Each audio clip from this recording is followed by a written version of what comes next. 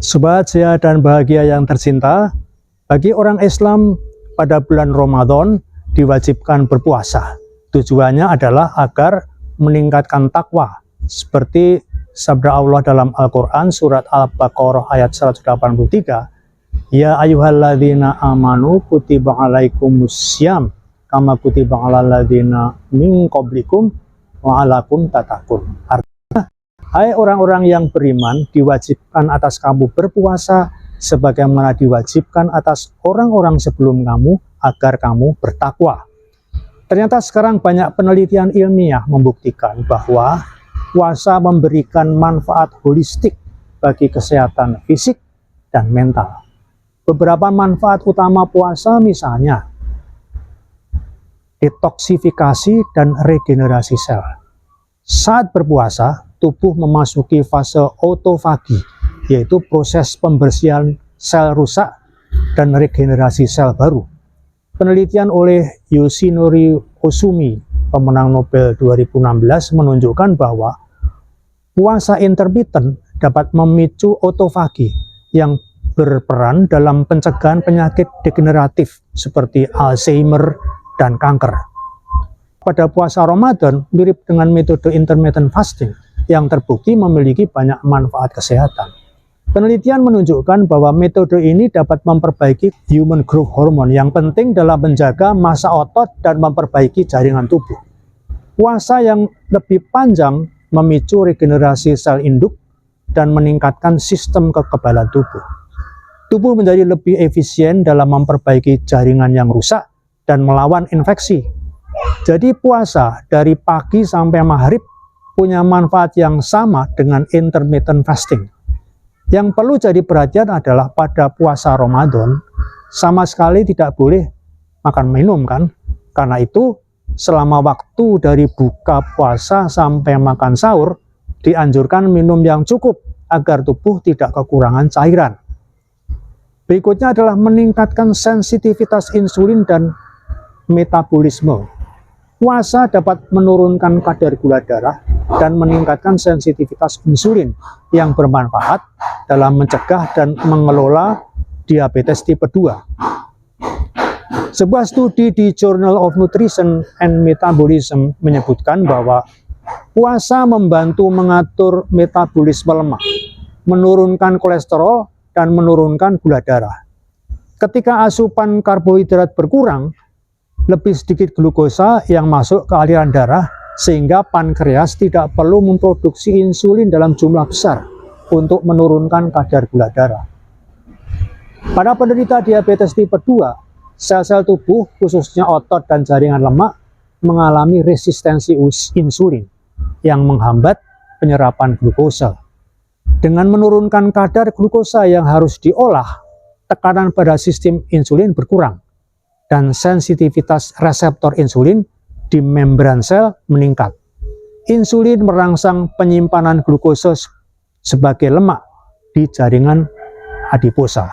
Dengan mengurangi kadar insulin melalui diet rendah karbohidrat, proses lipogenesis menurun, membantu menurunkan berat badan.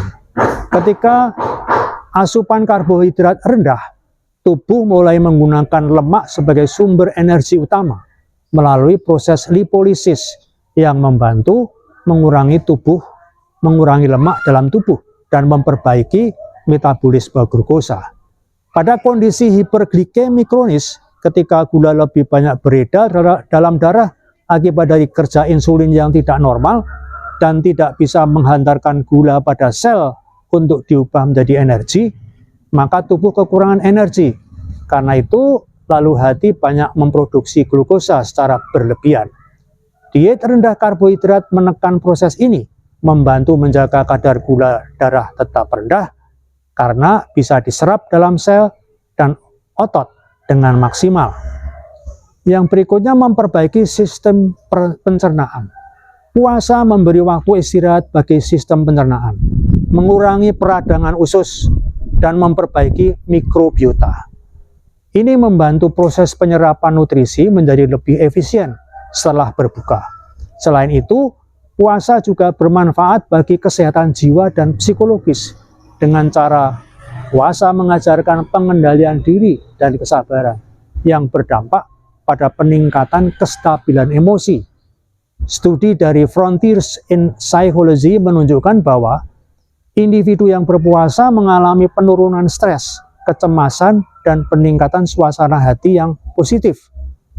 Penelitian menunjukkan juga bahwa puasa dapat meningkatkan faktor neurotropik di otak yang berperan dalam pertumbuhan neuron baru dan meningkatkan fungsi kognitif, memori, serta kemampuan fokus. Rutinitas selama Ramadan melatih kedisiplinan dalam pola makan dan tidur.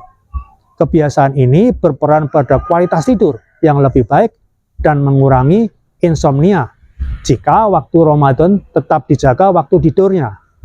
Puasa Ramadan adalah bentuk ibadah yang mendekatkan diri kepada Allah melalui pengorbanan, doa, dan refleksi diri. Momentum ini memperdalam rasa syukur, keikhlasan, dan pengabdian spiritual, menahan lapar dan haus, membangkitkan empati terhadap mereka yang kurang beruntung. Banyak umat muslim memanfaatkan Ramadan untuk berbagi melalui zakat dan sedekah, memperkuat rasa kebersamaan dan solidaritas sosial. Puasa membantu membersihkan hati dari sifat negatif seperti amarah, iri, dan keserakahan.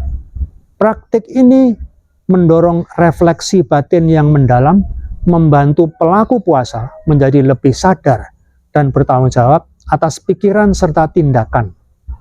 Waktu puasa ada ibadah sholat tarawih yang dilakukan secara rutin selama Ramadan. Tidak hanya menjadi bentuk ibadah fisik, tetapi juga memberikan efek relaksasi mental dan emosional. Gerakan sholat meningkatkan fleksibilitas tubuh dan sirkulasi darah. Sementara zikir dalam sholat membantu menenangkan pikiran dan mengurangi stres. Ibadah yang intensif ini membentuk rasa komunitas dan memperkuat ikatan sosial. Pada bulan puasa ada kegiatan iktikaf dan tafakur di malam Ramadan. Iktikaf atau berdiam diri di masjid untuk beribadah dan tafakur atau merenung di malam Ramadan menawarkan waktu khusus untuk introspeksi dan mendekatkan diri kepada Allah. Praktek ini memberi kesempatan untuk melepaskan diri dari hiruk-pikuk dunia, meningkatkan konsentrasi spiritual, dan memperdalam pemahaman diri serta tujuan hidup. Penelitian dalam psikologi spiritual menunjukkan bahwa meditasi dan refleksi mendalam itu dapat meningkatkan rasa damai batin dan kesejahteraan mental. Jadi, puasa Ramadan memberikan manfaat menyeluruh yang mencakup dimensi fisik, mental, dan spiritual.